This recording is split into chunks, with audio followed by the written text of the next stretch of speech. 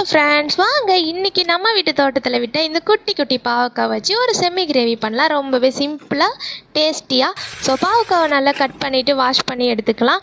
இப்போ அடுப்பில் ஒரு கடாய் வச்சுட்டு கடாய் சொன்னதுக்கப்புறம் ஒரு 3 ஸ்பூன் அளவு எண்ணெய், கடுகு, ஜீரகம், அடுத்தது கறிவேப்பிலை, இஞ்சி பூண்டு பேஸ்ட்டு 1 ஸ்பூன் போட்டு நல்லா வதக்கி விடுவோம். ஸோ அதுக்கப்புறமா கட் பண்ணி வச்சுருந்த பாவக்காய் சேர்த்துட்டு நல்லா வதக்கி விடலாம். இப்போ ஒரு தக்காளியை அரைச்சி வச்சுக்கலாம்.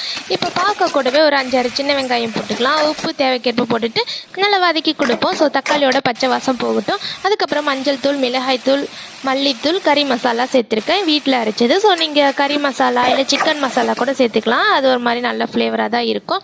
ஸோ மசாலா நல்லா வதங்கி வந்ததும் நம்ம 1 டம்ளர் அளவு தண்ணி ஊற்றிட்டு மூடி போட்டு ஒரு 5 நிமிஷம் நல்லா வேக விடுவோம். ஸோ 3/4 பாகம் பாவக்காய் வெந்திருக்கும். ஸோ இப்போ புளி தண்ணி கரைச்சி வச்சுருக்கேன், அதுவும் சேர்த்துட்டு நல்லா கொதிக்கி விட்டு குழம்பு கன்சிஸ்டன்சிக்கு வந்ததும் ஆஃப் பண்ணிடுங்க. மல்லி இலை இருந்தால் மல்லி இலை தூவி ஆஃப் பண்ணுங்கள், இல்லைன்னா அப்படியே விட்டுருங்க. ஸோ செம்ம டேஸ்ட்டாக இருக்கும். ட்ரை பண்ணி பார்த்துட்டு